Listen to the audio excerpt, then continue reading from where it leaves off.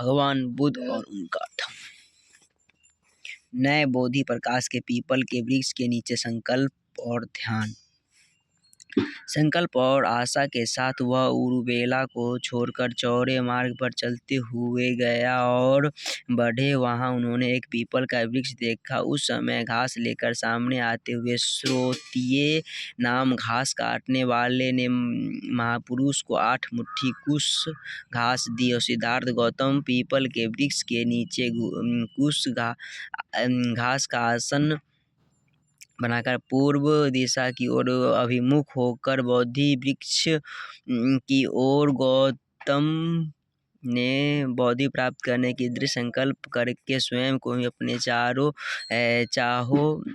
चाहे मेरी चमड़ी और नसें हड्डियां क्यों नहीं बाकी रह जाए, शरीर में मांस रक्त क्यों न सूख जाए, तभी सम्यक संबोध में प्राप्त होकर बिना आसन को नहीं छोड़ूंगा। ध्यान साधना के समय के लिए गौतम ने इतनी मात्रा में भोजन इकट्ठा कर रखे जो 7 सप्ताह यानी कि 49 दिन के लिए पर्याप्त था। बोधि वृक्ष के नीचे बैठकर गौतम ने अपनी सारी ऊर्जा ध्यान साधना पर केंद्रित कर ली और वहीं नागों के राजा काल और उसकी पत्नी सुवर्ण प्रभा निवास कर रहे थे और वे ध्यान मग्न बैठे गौतम के दिव्य दर्शन से अचंभित हो उठे और उन्हें निश्चय हो गया कि वह ज्ञान प्राप्त कर बौद्ध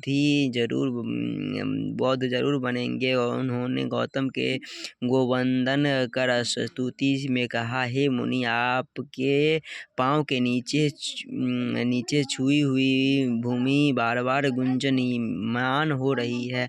आप सूर्य के समान तेज व प्रकाशवान हो गए हैं, इसलिए आप निश्चय ही बुद्ध होंगे। आकाश में उड़ने वाले पक्षी आपको नमस्कार कर रहे हैं। मंद मंद मलय पवन बह रही है, इसलिए हे मंगल सी आंखों वाली बोधिसत्व, आपका संकल्प जरूर पूरा होगा। जब सिद्धार्थ दृढ़ संकल्प होकर ध्यान साधना में लगे हुए तब मन में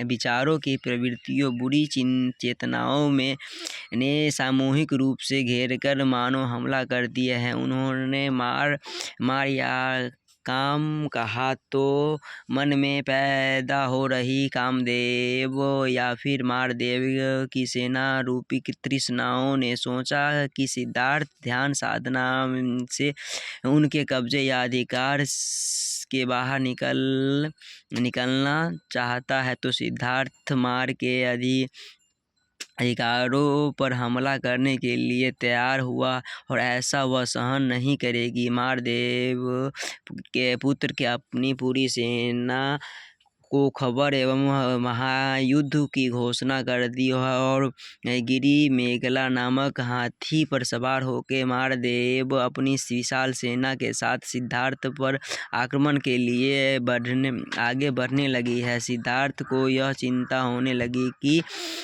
कहीं मार सेना युद्ध में उन्हें हरा न दे और उन्हें अपने संकल्प को नाकायाम या न कर दे। वह जानते हैं कि मन की इन बुरी प्रवृत्तियों के साथ युद्ध में बहुत सी ऋषि मुनि वे सम्राट भी हार गए थे। इसलिए सिद्धार्थ ने दृढ़ता और साहस के साथ मार को कहा, मुझसे समर्पण संकल्प और प्रज्ञा है और हे मार, तू मुझे हरा नहीं सकता है, अब मेरे दृढ़ संकल्प से नहीं डिगा सकता है। तुझसे हराकर जीने के बजाय मर जाना ही मेरे लिए उचित होगा। और हाथी पर सवार होकर अस्त्र शस्त्र की उसकी सेना ने सिद्धार्थ पर फिर आक्रमण किया और तेज तूफान चलवाया। आकाश को काले बादलों से पाट दिया और घनघोर वर्षा हो गई और चारों ओर अंधेरा छा गया। वातावरण काफी डरावना हो गया, लेकिन मार सिद्धार्थ गौतम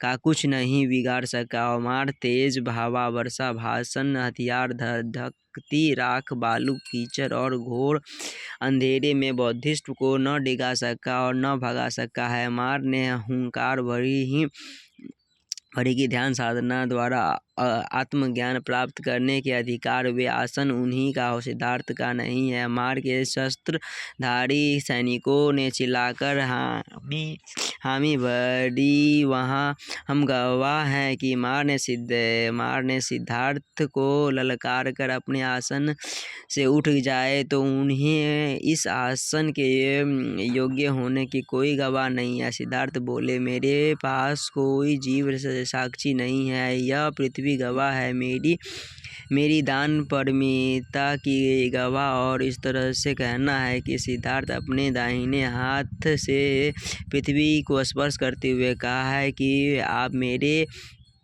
महादान की साक्षी हो। और पृथ्वी ने गुंजयमान होकर कहा है कि हाँ, मैं आपके गवाह हूँ। आखिर हार कर मार की सेना भागने लगी और सिद्धार्थ अपनी दास परिमिताओं को ढाल बनाकर सहज होकर बैठे रहे और वह शांत और स्थित चित्त में पर्वत को देखा और वह अडिग रहे और हर तरह से डराने धमकाने रिझाने मारने की कोशिशें के बावजूद मार सेना सिद्धार्थ को हराना तो दूर डराने में भी सफल नहीं हो सके।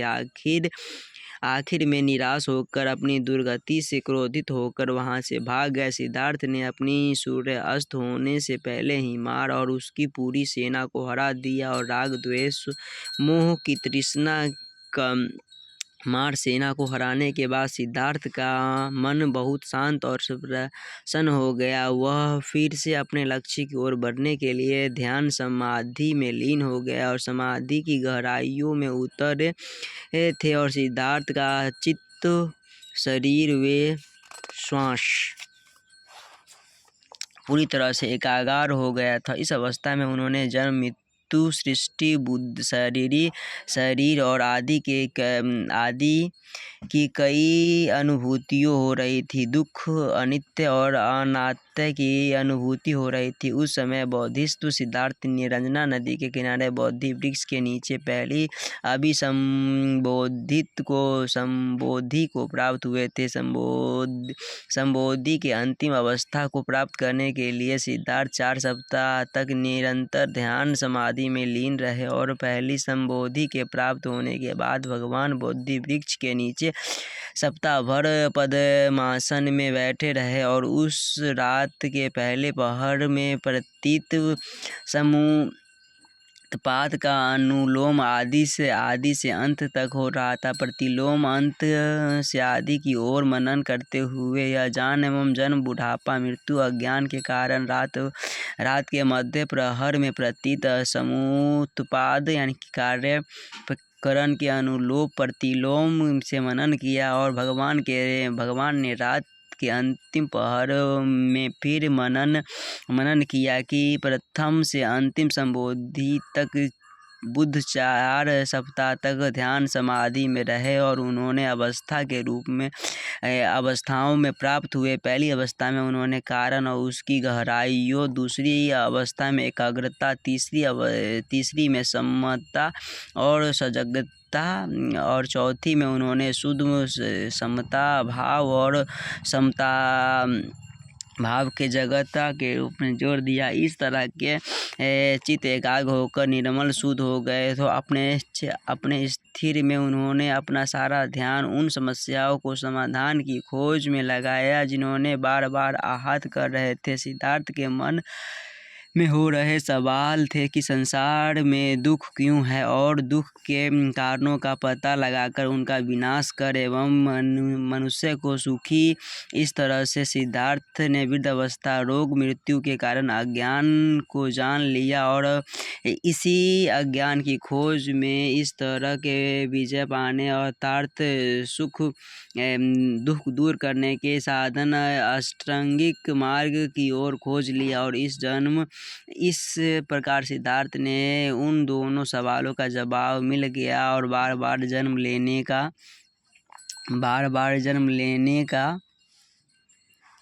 लेने के कारण अज्ञान जान लिया, यही दुखों के कारण है, और इस भव चक्र से मुक्ति का मार्ग अर्थात समाधान भी ढूंढ लिया। सत्य का ही सही मार्ग सम्यक संबोधि कहलाता है।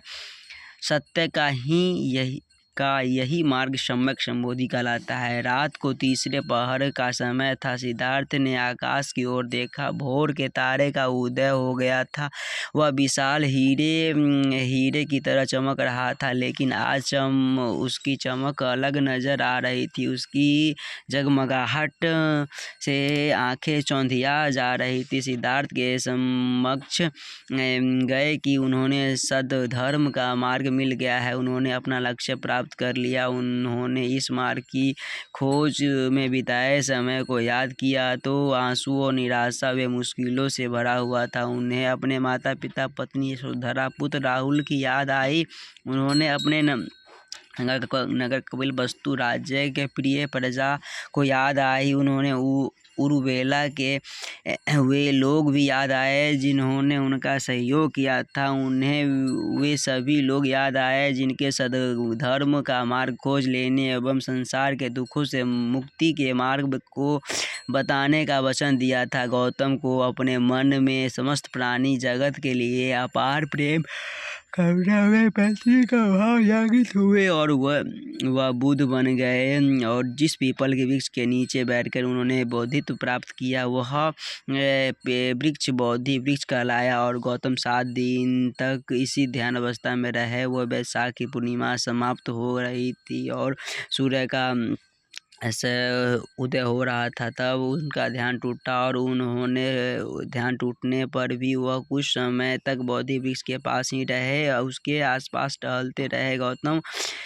बुद्ध ने उस पीपल वृक्ष को श्रद्धा से कृतज्ञता पूर्वक देखते हुए उन्होंने अपने ध्यान साधना करते समय अपनी छाया दी थी। और सिद्धार्थ ने 29 वर्ष के उम्र में गृह त्याग दिया था और 35 वर्ष के उम्र में वैशाख पूर्णिमा की रात को पहले पहर में पूर्व जन्मों के स्मृति का ज्ञान प्राप्त हुआ और दूसरे पहर में दिव्य दृष्टि प्राप्त हुई और चित्त निर्मल हो गया। उन्होंने देव वेदनाओं की प्रकृति पर विचार किया। उन्होंने यह जाना कि वे कैसे आती है और उन्हें कैसे नष्ट किया जाता है। तीसरे पहर में अविद्या, अज्ञान, इग्नोरेंस के कारण पैदा होने वाले भाव चक्र, प्रतीत एवं समुत्पाद का अनुलोम प्रतिलोम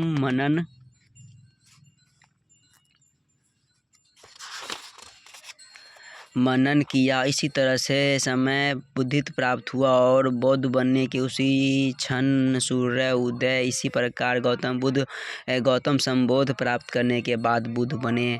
ये इससे पेज नंबर कितना है 70 से आगे के वीडियो में भी देखा जाएगा, पढ़ा जाएगा। इतना तक ही समाप्त करते हैं। वैशाख पूर्णिमा बौद्धिस्ट सिद्धार्थ संबोध का प्राप्त बुद्ध बने। इसके आगे अगले दिन